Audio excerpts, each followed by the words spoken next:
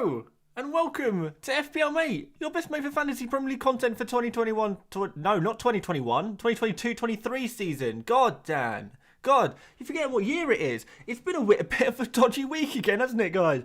A bit of a very dodgy week. Very dodgy week. 35 points for me.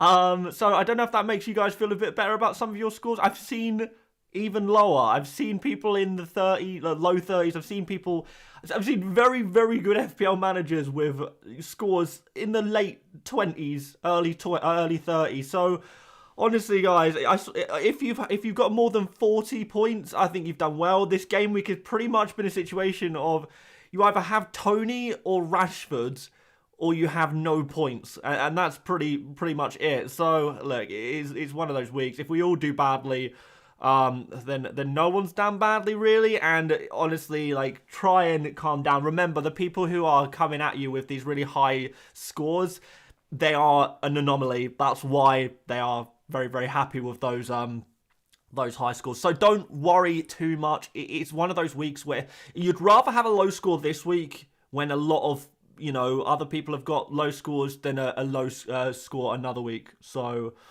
honestly, yeah, it's just one of those weeks. It's just one of those weeks. I'll kind of try and demonstrate that a little bit in a minute. But yeah, like, look, Trent Alexander-Arnold, Robertson, you guys who are when we did the watch along stream will know just how frustrating that was to get like Trent substituted off just before he gets his clean sheet points. A clean sheet game, Robertson doesn't even start in a game. Liverpool get a clean sheet. Reece James and Chelsea's defence once again flopping. A yellow card from Reece James as well, wasn't it? Did he get a yellow card? Yeah, I'm pretty sure he did. He did. Gets a yellow card pretty much every game, that man. Obviously, Aston Villa scoring second half of that Man City game to wipe out that Man City clean sheet. So even Cancelo, even the reliable players, even the reliable Arsenal defenders, if you've got any of the Arsenal defenders, again, clean sheet wiped out. It's been a particularly dodgy week for defenders. And aside from that, it's just been pretty dodgy in general. Martin is coming in with a super chat. Punted Rodrigo to Rashford and gained 1 million places. Wow. It is fine lines. Like, it is one of those game weeks where there's only a few players that you're ever realistically going to have in your team that have done well. Let me show you exactly what I mean by that. So obviously, I've got here in front of you guys, it is the list of players in order of how many points they scored this game week. And it's not quite updated yet, so Rashford will obviously have some bonus points to come in, I imagine. But obviously that's not been added yet, so he'll be on, 18 points, I imagine. But anyway, if you look through these players, it's not really realistic for you guys to own many of these top scoring players here. Toney, fair enough. Decent amount of people own Toney. Rashford, fair enough. And that's what I mean by, unless you have Toney or Rashford or maybe Pope, it's unlikely you had a very good score. Because look, Solanke, 0.4%, McAllister, 2.3, Podence, 1.1, Trossard, 3.3, Chilwell, 2.5. I mean, didn't even start the game, did he? Pickford, 5.5, and had absolutely no right to keep a clean sheet, but he actually pulled out a worldie. Daka, 0.7, Gomez, 0.7, Kouyaté, 0.1, Højbjerg, 1.7, Collins, 0.8, Matthews, 0.2, Bailey, I mean, the only people who own Bailey are people who have inactive teams, I'm guessing. But, who's going to start Bailey against Manchester City? Yeah, he scored points. And Mbumo, 2%. Rocker, 0.1% owed. Do you kind of see the kind of point that I'm getting at? It's the only realistic players that you're ever going to realistically own for this game week that actually scored points this week are Toney, Rashford, Pope, Haaland, Harry Kane. That's about it. Trippier with the 8-pointer. Aside from that, De Bruyne, maybe some of you guys own De Bruyne, 7-pointer. It's nothing groundbreaking, but you'd take that this week for sure, wouldn't you? So, yeah, tough game week. Tough game week. Really bad. So, yeah, it's fine. I feel like it's one of those game weeks that the people who did well like, you know, it's going to be like random people in your mini league who have for some reason got players like Solanke, and you look at them and think, you've not even bothered picking your team properly. Why have you got that random player in? And then the random player scores really high. So don't worry about it. Don't worry about it is all I'm going to say. It's one of those weeks. It's one of those weeks. And I certainly wouldn't be panicking over it. I really wouldn't be panicking over it. But oh well. Let's talk strategy. Let's talk strategy. Well, first of all, I think what we want to talk about first, well, what I want to talk about, I don't know if you guys agree. I want to talk about Salah. I actually want to talk about Salah. And I can see already, I can see you guys in the chat saying, well, what are we doing with Salah? Because clearly it's not going amazingly. I'm going to head over to the OptiStats tool, of course, if you want to check out Fantasy Football Hub and their OptiStats tool. The link to this is in the description. I think it's 30% off. 30% off your membership using my code at the moment if you wanted to get that discount. But that's kind of up to you. So if we go on, I always like to order by expected points. And you can see that Salah, in premium terms, is actually fourth. So let's change the price range. I'm going to put every player above, let's say, like, I don't know, 8.7 million or more. So these are kind of your premium players. And they're the statistics for those really expensive players. And you can see that so far this season, we've got a situation where Haaland, Kane, De Bruyne are all above Salah in the expecting stats. You know, Sterling not far behind Salah and comes in at 3 million cheaper. You know, all of these players are cheaper than Salah. And, you know, this is one thing that Salah is, like, let's be honest, like, if Salah was, you know, 8 million, you're obviously going to have him in your team. Like, so bear in mind that we are looking at this when we're comparing him to other expensive players. I don't want to get into any of this nonsense about, you know, Salah just being a bad player in general, because I don't think that's true. I don't think he's a bad player to have in your FPL team, but we have to come to a point where we have to kind of think, is he worth the money? Is he worth the money? I don't know. I don't I don't know if he is, because like you can see here, Haaland, Kane, De Bruyne are all kind of ranking above Salah in these points metrics so far this season, which is in all of these different metrics, you know, they're all beating Salah. Yes, Salah has got slightly more points than De Bruyne, but if you look at the amount of shots they're taking, you know, the amount of key passes and stuff like that, there's 7 big chances created for De Bruyne, for example, compared to 1 with Salah. So he's got way higher expected assists, and that's kind of been reflected. So the underlying stats say De Bruyne is a better pick than Salah right now so far this season. The other point, which I think is arguably even more important, is we always say with these premium players is that premium players are never really worth the money, right? Oh, except from Haaland, of course. None of them are really worth the money. But what makes these premium players worth that extra bit of money, worth spending that silly money on them, is because they're captainable. And when you captain them, you get double points. You get double the amount of value for the same money that you pay. The next question is, are you going to captain Salah anytime soon? Let's see. Well, next game against Wolves.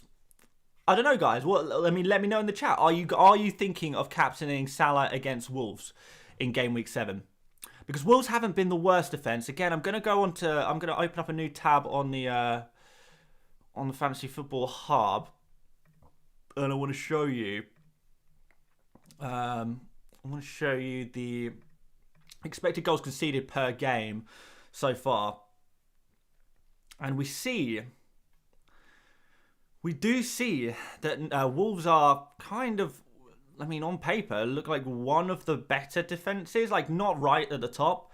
You guys are saying no. You guys are saying, no, I'm not going to captain them. Few people saying thinking about it. Few people saying yes. Wolves, to me, they're not a weak defense. Like, they've never been a weak defense, and we've seen, you know, I'm sure you guys have kind of looked at like a few games recently. They're not really conceding many goals. They've kept a clean sheet last game. They kept a clean sheet before the game before that. You know, 1 goal conceded. Yeah, they've not conceded many goals really at all so far this season. It would be a bit of a stretch to say that out of form Liverpool are going to go out and batter Wolves. I don't think that's going to happen. And you have to consider, like, a big thing with FPL, or something that I like about FPL, is picking those focal points, if you like. Those players who are always on the ball, always seem to be getting the passes, always seem to be the guy taking the shots or creating or whatever, and finding those focal points in the team. And you look at this current Liverpool team, and Darwin Núñez, now he's back particularly. Darwin Núñez is the focal point of this current Liverpool team. And Salah, I don't think is any more of a focal point than Luis Diaz on the other side. You know, we're going to have Jota coming in as well at a certain point. Maybe he's going to take some minutes off Diaz, or maybe even does take some minutes off Salah. It's possible. So Salah, who is no longer the focal point at Liverpool, playing against a Wolves team that don't really concede too many goals, don't really concede too many chances, in an out-of-form Liverpool team, I'm not convinced by it. I don't think I would captain Salah against Wolves. And here's the next question for you guys. If you're not captaining Salah against Wolves, are you captaining him against Chelsea? Are you captaining him against Brighton, who are in flying form? Are you captaining him against Arsenal? Are you going to captain him against Man City? We can even go as far as the West Ham. Over this period of 6 game weeks, how many times are you going to captain Salah? You kind of see what I mean?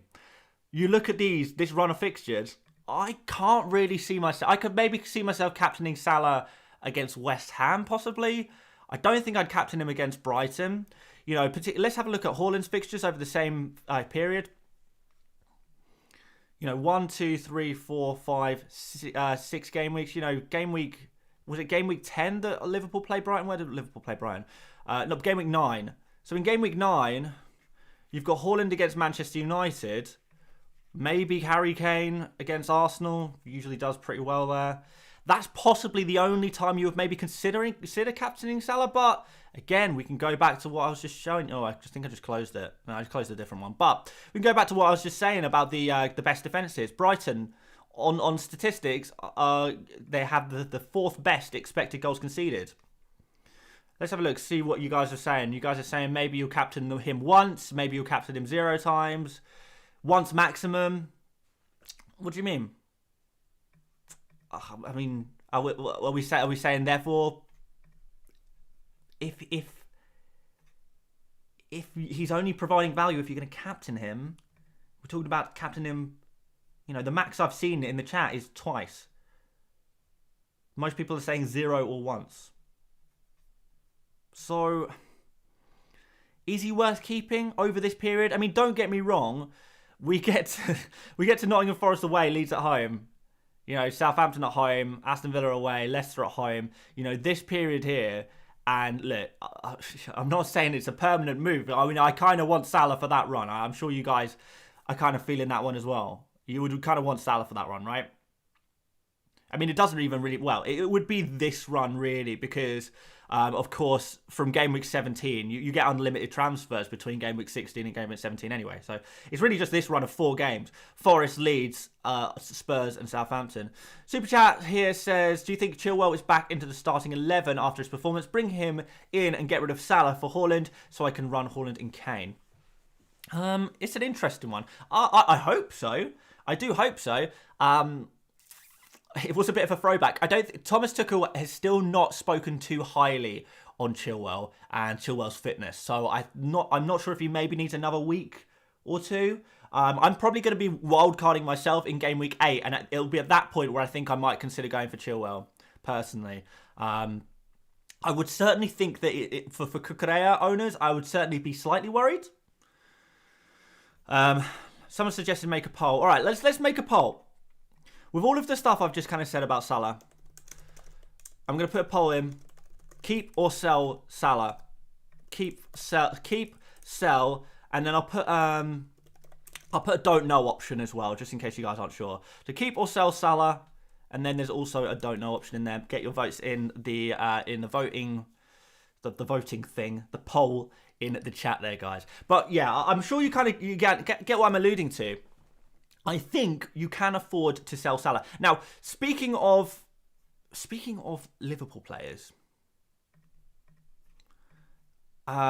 this game against Wolves, now particularly now Robertson, has had his rest. I'm pretty happy to go in double Liverpool defence. I mean, Wolves still are not good at scoring goals, are they? They're just not. So I'm still happy with the double Liverpool defence. I think personally, on a personal level.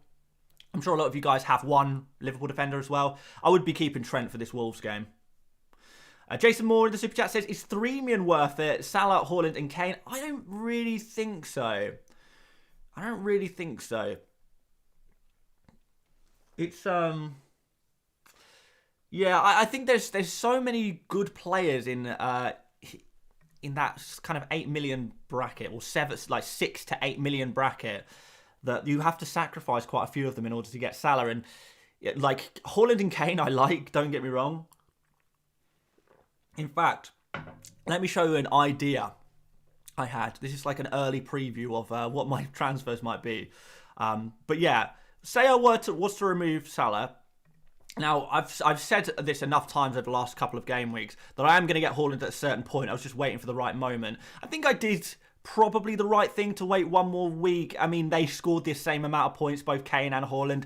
I was a bit nervous about Haaland getting benched. He didn't get benched. He played 90 minutes. I think the whole bench thing with Haaland, now that he's played 90 minutes in the game where so many people were predicting that he was going to get reduced minutes in that game, and he plays 90, I think we just need to forget this. I think we just need to forget it. Look, the advice that, I've given about Haaland, about the comments that has been made in the media, the comments that have been made by Pep Guardiola about his rotation, about him, Haaland allegedly signing for the club, because he wanted to get his minutes managed, it's all gone out the window. Look, when everyone spoke about these things, they said it in good faith. We can only provide the information that's given to us, or that we read, or that we see, and it's proven to be completely untrue, really, or something's changed, or Haaland is maybe feeling a lot better, feeling a lot fitter than he expected to. Maybe the way he's being deployed, where he's not having to expend as much energy or exert himself as much, that it's actually going to be a little bit better. Or maybe this side of the World Cup, we know he's going to get a nice rest, a nice break over the World Cup time, because Norway have obviously not at the World Cup. So yeah, the situation has changed and we need to adapt to that information, and we basically need to just assume that Haaland is going to start every single game, because at present that is what's happening. And if he wasn't getting a rest in game week 6, then he's probably not going to get a rest ever, right? So yeah, he's obviously going to be coming into my team. Let me just answer a couple of these super chats real quick, guys, and then I'll continue my trail of thought. James in the super chat says, Salah and Plange for Diaz and Kane, to go for Kane, Jesus, Haaland front three. I like it, James. I do indeed like it, particularly if you've got enough money to take Plange to Diaz. That's pretty decent. I don't know if I would go for Diaz necessarily against Wolves. I think you could maybe find someone a little bit better. Like I say, the Liverpool fixtures coming up are not ideal. I think we will be starting to look to move some Liverpool players out for the next kind of run of fixtures, particularly those attacking players. Tanine Jacobs also says, wildcard this week or hold it and rather take a -4. If you're going to take a -4 this, and then you're going to wildcard directly after a -4, then that's kind of a little bit questionable, I think. Look, the question that people always ask me is, should I wildcard this week? And the answer is, it really depends on what your team looks like. And, as much as I would like to go deep and analyse every single everyone's team, I can't really do that. Or what I can tell you is that, taking the team thing to the side, which you can't really do, but if we were, Game week 8 is a good wildcard week because, one, there's a few decent fixture swings there. So that is a good time to jump off some Liverpool players, for example. That's a good time to, maybe reduce the amount of Arsenal players you've got. It's a time where I think Mitrovic, he starts getting some really nice fixtures. Nottingham Forest start getting some really nice fixtures as well. And you can start making some nice changes, some nice switches in your team in Game Week 8 to reflect the fixtures. And also over the international break, we're probably going to see an injury or two over the international break, maybe to some key FPL assets. And therefore, if we have a good idea of players' injury status over that international break, that's another good time to kind of have unlimited transfers, really. So Game Week 8 is a good week to wildcard, but it's not necessarily a good week to wildcard for you. So I hope that answers that question.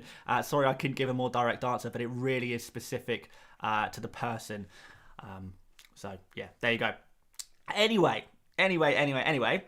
So after that, I'm like I said, I'm going to wildcard it in Game Week 8. I've got 2 transfers to spend. So Haaland is obviously going to come in because I can't live without him. We've got 6.6 million to spend on another player who will be a 1-week punt. Now, there's a couple of fixtures I really like the look of. So I'm going to be looking at targeting specific fixtures. And the fixtures that I am going to be targeting... wait, did I say game week? I made game week 9 for the international break because the international break is after game week 8 is what I should have said. So yes, the international break takes place between game week 8 and 9. So actually, you're wildcarding after game week 8, ahead of game week 9. So, but I'm still wildcarding game week 8. So this is we're going to game week 7. These are the fixtures I like the look of. So, Brighton versus Bournemouth. Brighton attackers, good for that game week, right? Good for that game week. We've got, as well, Nottingham Forest players against Leeds, / Leeds players against Nottingham Forest. I think that could be a high-scoring game. We have got Aston Villa against Leicester, but I can't really pinpoint any player in midfield that I'm that confident about, other than maybe Bailey, but I'm not going back there again, I don't think. So... I would say that those are the 2 fixtures that I'm targeting the most. Brighton against Bournemouth I like for a 1-week punt. Could get some really nice hauls out of that. And probably I would say Leeds players against Nottingham Forest. So those are the 2. Brighton and Leeds I quite like. So for a 1-week punt, we need a Brighton or a Leeds player. So let's go to... We've had a look at some defensive stats for teams, so we don't really need to see that too much. I mean, actually, let's have a quick look at defensive again, and just to give an example of the worst defences in the league. Nottingham Forest, rock bottom, 2.18 expected goals conceded per game. Bournemouth, not that far off them, to be fair, 1.86. Crystal Palace have had some stinker games, teams they've played against, so I guess there's that. Fulham as well. I mean, Fulham consideration. Who do Fulham play again this coming week? It is Chelsea. Again, are we going to go for a Chelsea midfielder? Probably not. So, back to where we were. So, we want, really, a midfielder for a 1 game week punt in game week 7. People saying Mac Allister. Look, let's be realistic with Mac Allister. He scored 3 penalties this season. He's not going to score a penalty every single game week. I mean, fair enough. I mean, Brighton have won a decent amount of penalties, but they have inflated his numbers a little bit. If we go on, I want to go on goal threat because I'm looking for goal scorers really, and I want to go on non-penalty expected goals, and then we can maybe consider after that. So we want a Leeds player. Let's go per start. We want a Leeds player or a Brighton player. So. To be fair, Marches look decent. Let's just have a look at Brighton first. So expected points. Gross, March, and then Mac Allister are the top players for expected points per game. So March maybe, but Trossard is an interesting case because he's been playing quite deep in a lot of these games. And I think what I would probably speculate is that next game week, Estepinian moves back to left wing back and Trossard moves back up to that slightly more attacking player. So I think Trossard maybe goes into a slightly more attacking role for the next game, which could be really nice, particularly if he's in those really dangerous areas and he's, you got a fixture like this, man. Like, look at that, Bournemouth. Oh, love it. Then you kind of have to consider that maybe Trossard could be a really good one to go for. Mac Allister, I know people are going to like him, but you are kind of hoping for a penalty. The penalty will be the difference for a Mac Allister. Now that will be the difference because he scored 3 goals and 3 goals, 1 assist so far this season. Let me have a look. Brighton, Mac Allister. No assists. Just 4 goals. Yeah, because he scored 2. The second goal he scored today wasn't a penalty, wasn't it? Well, he did score another goal as well, but obviously it was ruled out. But 3 goals have been penalties, so only 1 goal from open play, no assists. Can you depend on more penalties? Let's have a look at some of these super chats. I know we've got a couple. We've got Jay, who says Mitrovic or Toney or Isak or Jesus. I would say Mitrovic. Out of those 4 players right now, I'd be going for Mitrovic. Yeah, particularly with the good fixtures coming up. Escape Artist says, glory, glory of Man United. You just wanted to hear me say that, didn't you, Escape Artist? But there we go. Love your content. Well, thank you. I do appreciate that one. There was a little bit of kindness on the end there, so I'll allow it. Free kicks as well. Oh, yeah, free kicks as well. So, yeah, the other goals are free kicks. So, you know, he hasn't actually scored a single goal from open play, aside from the goal that got ruled out. Yeah, free kick, but he's not even on all free kicks. Lewis Dunk is on some free kicks, and we've seen Pascal Gross is on some free kicks as well. So that's also something to consider. That McAllister hasn't scored any goals from open play. He's not even on all free kicks. Penalties are just crucial for him. So yeah, Trossard I do think I prefer to McAllister. And even Solly March, who's been playing so advanced. Like, Solly March for 5 million, it's low-key a bargain. Anyway, going to Leeds, because it's the other team. Like, for a 1 week punt for a midfielder, Leeds are the other team that I'll be having a close look at. Well, obviously people are, like, you know, simping Harrison at the moment, but he came off at half-time, presumed injured. Yeah, Harrison seems risky. It was because I have got that right, haven't I? He came off at half-time because he was injured. It was not something else. I know Leeds fans, do you know anything else about what happened there, aside from an injury? Obviously, we can't have Rodrigo. We're not going to go for Rocker. But I do think that Sinisterra is an interesting punt. So for me, I either double up on the, well, they're both the same price. I can afford both of them. I either double up on the Brighton attack and hope they go crazy against Bournemouth, or I take a nice little, I take a little ride on the wild side and go for a Leeds attacker at home against Nottingham Forest, which could be nice. Both of them are good options, I think. So I'm not really sure. I'm probably edging towards Trossard, if I'm completely honest. It seems a bit safer, but at the same time, I'm like I said, this season I'm just going to start taking risks now. I'm just going to start taking the risks that no one else is happy to make, which is starting off by selling Salah. I know if people are going to be nervous about selling Salah, but I'm going to do it. I'm wildcarding the following game week anyway, so you know I can always bring him back in on a wildcard if I change my mind, but I don't think I will. I think I really like... The only problem is I wish I could have more forwards. I think I'm probably, on a wild card, I'm considering lining up with Haaland, Kane, and actually dropping Jesus out. Because if we go... Have a look at some stats again. Sorry, guys. We're stats mad today, but I think, you know, they're really good indication on how to get the best. But, yeah, we see players like Haaland, Mitrovic, and Kane... even Toney, even Mbumo are performing better than Jesus. I'm not saying Jesus have played badly, but the top three forwards are Haaland, Mitrovic and Kane. They are the top three forwards right now. That is just it. I know people have been hard on Kane, but that's because people are comparing Kane to Haaland. Kane's been, you know, more consistent, more reliable than Salah. He's been more consistent, more than reliable than Jesus. You know, if you're looking at forwards, or more reliable than, you know, Nunez, who got sent off, didn't he? And I like some of these Kane fixtures I really like as well. I know people maybe think, oh yeah, some of these fixtures are kind of bad. Man City at home, Man City away. Kane scored twice the last time Spurs played Man City. Like, Spurs are a bit of a bogey team for Man City, so don't rule Spurs out completely in this game. Leicester at home is a fantastic fixture. We've just seen Brighton absolutely dominate them. What's Harry Kane going to get? Harry Kane loves a goal against Arsenal. And, you know, I mean, to be fair, he's a player that can score against anyone. That's kind of the whole idea of owning a player. But yeah, certainly, like, Leicester at home, who did Man City play in that game week 8? Wolves away. I would genuinely think about captaining Harry Kane ahead of Erling Haaland in game week 8.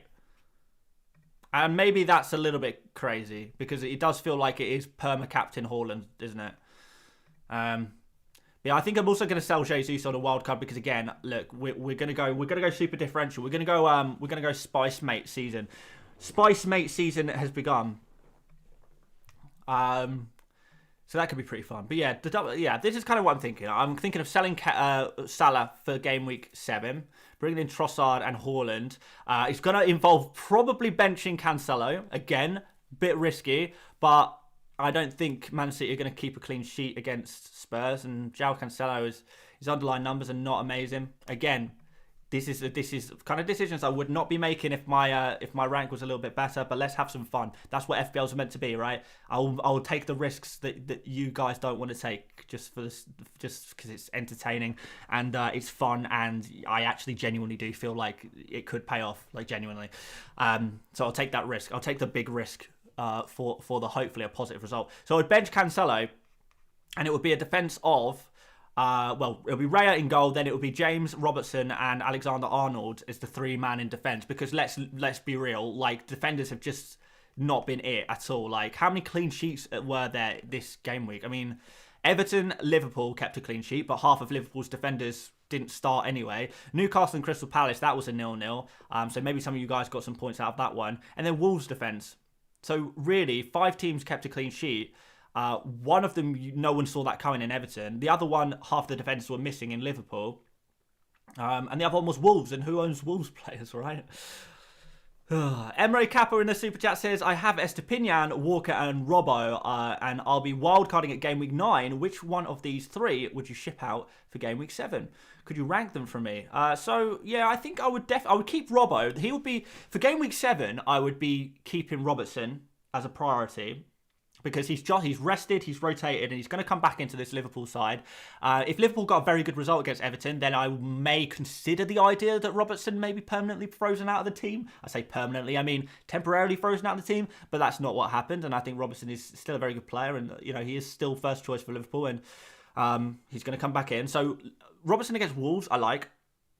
Estepinian. I think, again, he's going to come back into the team. So I guess maybe Walker, because I don't think Man City are going to keep a clean sheet in Game Week 7. So I think Walker, if I had to remove one of them, then, yeah, maybe. Maybe that's what I would do. Yeah. Philippe says, wouldn't Sterling be a better option than Trossard? Not necessarily. I mean, he costs a lot more money for a start. I mean, I could technically do that. It would cost me a little bit of money. How would I do that? How would I get to Sterling? I'd have to downgrade someone else. Let's just go all players for a second. I could do that if I downgraded. Well, actually, I could do that if I swapped Jesus for Haaland. But I don't really want to remove Jesus ahead of Everton at home. I don't really want to do that. I'm more happy to remove him ahead of Brentford, Spurs, Liverpool. That is an area I'm more comfortable. And Man City, obviously, in 12. I'd be more comfortable removing Jesus over that period. Martinelli stays, I think, no matter what, because he's just such good value for money. But, yeah, that's an option. And those of you guys asking what the name of the website is with the stats, it's Fantasy Football Hub. Click the link on the description. The link at the top of my description, and you can go and check it out. You can access some of you can access their tools for free, but a basic version. I've got the paid version, but with the link you do get 30% off your membership anyway. So if you do want to make a purchase, then helps out the channel as well. I do appreciate it. But yeah, that would be the way of getting Sterling in. But how much do I fancy Sterling away against Fulham? How much do I fancy Chelsea players in general against Fulham? I mean, Sterling is a good pick, but I think I would rather go for Trossard. Well, basically, it would be Cancelo and Sterling versus Jesus. Hang on, Cancelo and Sterling versus Trossard, Jesus. It's just Trossard and Jesus. Yeah. Okay, so who do you think will score more points? Trossard and Jesus or Sterling and Cancelo? I think Trossard and Jesus. Back the attackers. Because this move would also keep me at 4 at the back, which I don't really want to do, because defenders don't work. Sachaba says, is Fofana worth a punt at 4.4 million? I mean, when we talk about punts, we're really talking about players that have the potential to get a really nice big score, and I don't think Fofana is that. I think Fofana is just a very, very fantastic value option at 4.4 million that's typically going to just sit on your bench and you know, come in when you need him in those odd occasions where you need him. Maybe playing like 50% of your games, or maybe even less than 50% of the game. So yeah, Fofana, would I make a user transfer to get him? No. Would I have him on a wild card? Very, very possibly. Yeah, I think he's a really good option, you know, to stick on your bench on a wild card. In terms of a starting player, I'm not convinced. Toney has said help, and then he's given me his whole team and asked me what transfers to make. Jesus, Archer, Kane, Martinelli, Gross, Rodrigo, Salah, Andreas, James, Robertson, Trent, Nico Williams, Cancelo, Raya. Well, that's pretty much my team, isn't it? Well, I mean, right now it's pretty much the same situation as me. I'm considering Salah and Archer out for Haaland and who else is it? Haaland and Trossard. So there you go, Toney. There you go, my friend. Sterling or Orba. Some people are mentioning Aubameyang in the chat as well. I'm not really sure. Not really sure about that one. People are asking if wildcard is a good option this week. I'd rather wait one more week. Like I'm teetering on the edge of a wildcard myself, but I'm gonna give it one more week. Because some like the players that most people already own, Robertson, Trent, James, you know, Diaz, like all of like Martinelli, like Jesus, Arsenal players, like even Brighton players. I imagine some of you guys have got a few Brighton players. They all have good fixtures this week, whereas that's not necessarily the case the following week. You know, game week 8, not so much. And for everyone asking about Rashford, yeah, get him. Why not? I mean, I'm not really personally considering Rashford because I don't like the Crystal Palace fixture that's next. Yeah, Manchester United play against Crystal Palace away, so I'm not really feeling Rashford for that one. In fact, let's go and have a look at all of Manchester United's fixtures. Look, Rashford, fantastic player, obviously really good on the counter-attack, which is what you know, they were able to do. I don't think they'll be able to counter-attack Crystal Palace as easily as they did against Arsenal. Arsenal were a team that kind of were... I thought Arsenal were the better team in general. I was actually quite impressed with Arsenal's performance. I thought we looked good. Or wasn't to be, don't get me wrong. But yeah, I don't think Rashford is going to have the same opportunities against Crystal Palace. Against Leeds, you know, maybe that's slightly different. But that Palace away game does not scream Marcus Rashford to me. But hey, look, maybe I'm wrong. I certainly don't think Rashford is a bad pick. I definitely don't think he's a bad pick. But you know, I don't think... I'm not going to personally be rushing to get him. I might consider getting him in game week 8 maybe on my wild card. I feel like I don't need him. Toney says but I have a Rodrigo problem, hence -4 a wild card. Oh yeah, you do have a Rodrigo problem. Sorry, I didn't realise that. I read Rodrigo as well. I didn't read him. I kind of assumed that he'd be Gibbs White because the rest of the team is basically identical to mine, isn't it? I mean, you can play Andreas. You can, like, Andreas is a decent fixture this game week, so you can just play Andreas. Actually, no, I'm thinking of the following week. I'm thinking of game week 8. I mean, to be fair, you could play Andreas against Chelsea. I've been conceding goals. I mean, you need to get Haaland into your team. How many transfers do you have? I don't think you're in wildcard territory. There's too many players that look good in your team, Toney. There's too many players that look good. Joe says, isn't Rashford injured? I don't think he's injured. I just think he was just a bit knackered in that game. You can't fully blame him, can you? OJ says, Rashford over Zaha. This game, maybe. Yeah, this game week I'd probably prefer Rashford to Zaha, yeah. Yeah, like I say, I think Rashford is a good pick. I just don't know if this is the game week to get him or not. Like, he could well be. But I certainly do prefer him at home against Leeds. Certainly do prefer that one. Sechaba says, has anyone ever said you look like Martinelli? Lol. Yes. Yes, a lot of people have said that. A lot of people. Particularly this season for some reason. I don't know why.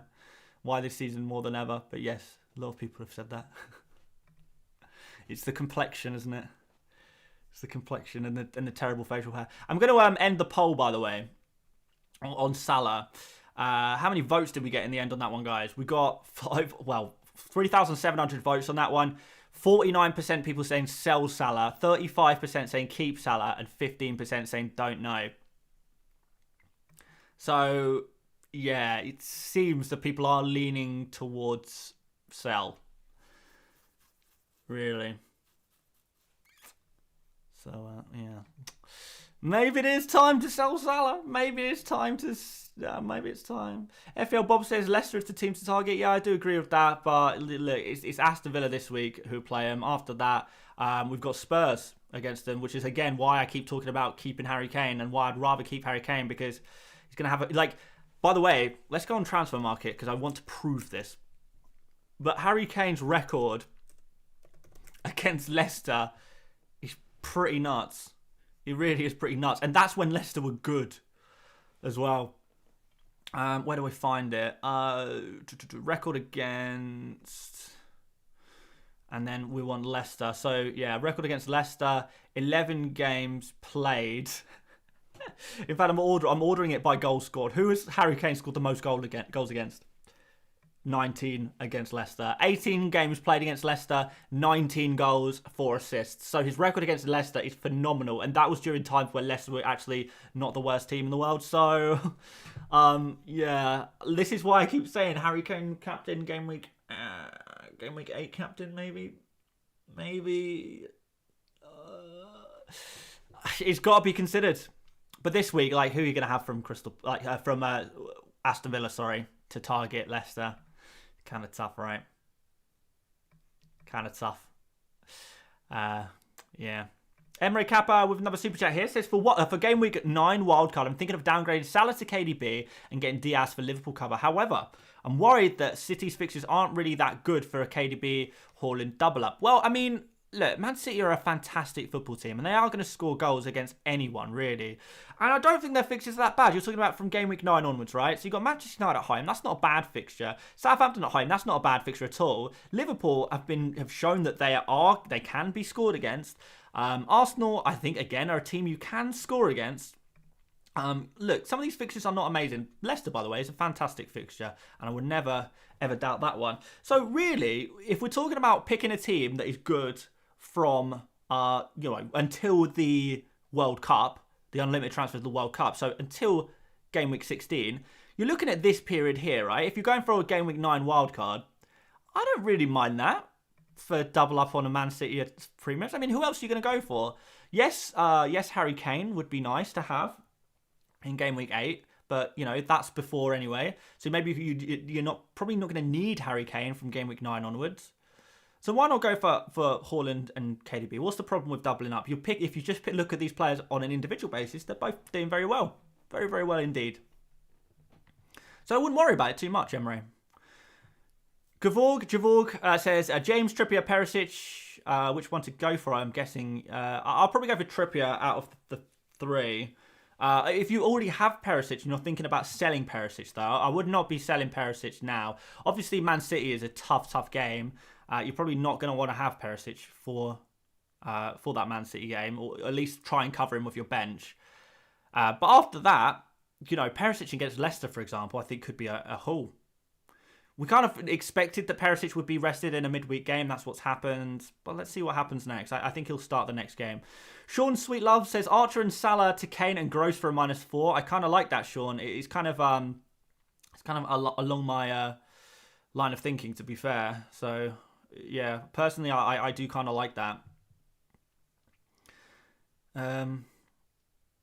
So yeah, possibly go for that.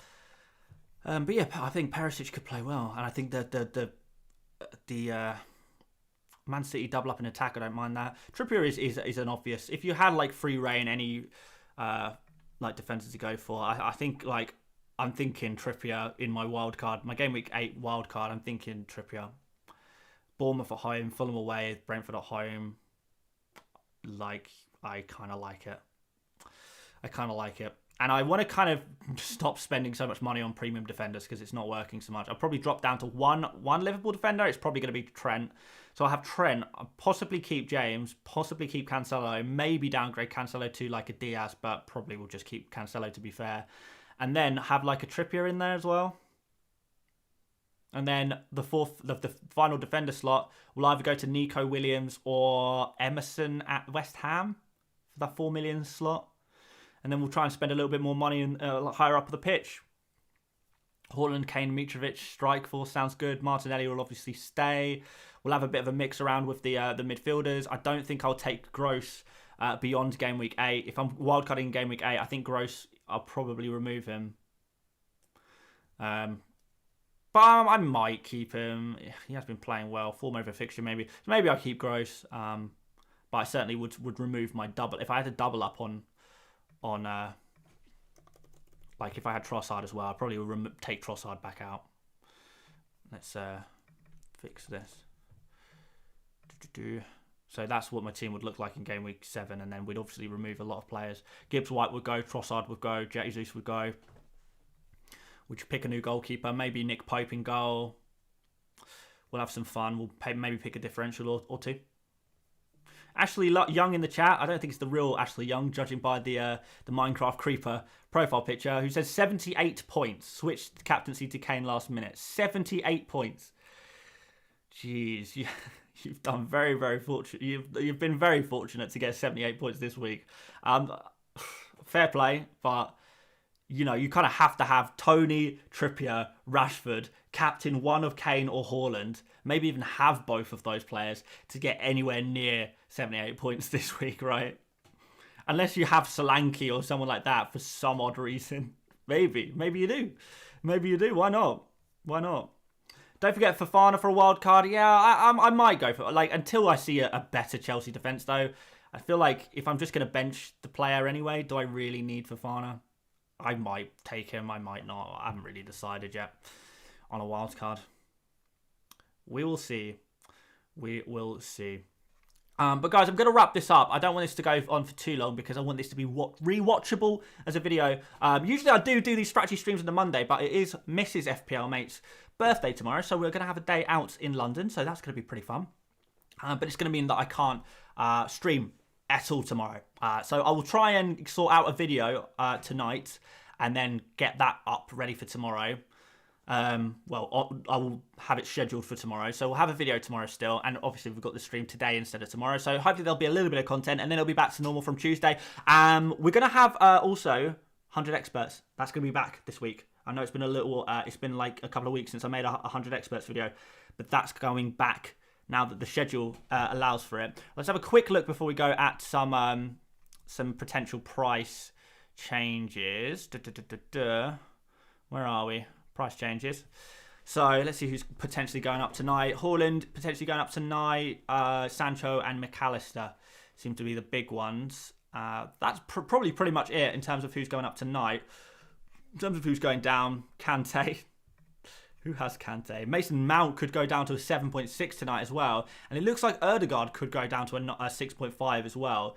Man, Ødegaard went from, oh, I'm really fancy going for Ødegaard at the beginning of the season to, oh, he's terrible. So, oh, he's amazing again. And now people are back on, oh, he's terrible. Like, Ødegaard is the definition of the fickle FPL players pick. Just coming in and out, in and out, in and out. He's amazing. Now he's terrible. Now he's amazing. Now he's terrible. Never been that good for FPL. Fantastic player, not for FPL. Abdullah, thank you very much for becoming a member of the channel. Really do appreciate that. But yeah, gonna go now. Please do leave a like on the video. Really does help out so much. We'll have our tier list video tomorrow. Gonna rank some transfers. I imagine we'll have players like Rashford among the transfers being ranked. So we'll try and talk about that tomorrow. Someone says I missed a super chat. I don't think I did miss a super chat. I think we got them all. No, yeah, we got them all. But yeah, thank you so much, guys. Really do appreciate you. You guys are absolutely amazing. And yes, I will see you later, mates, on tomorrow's video. See you later, mates. Bye-bye.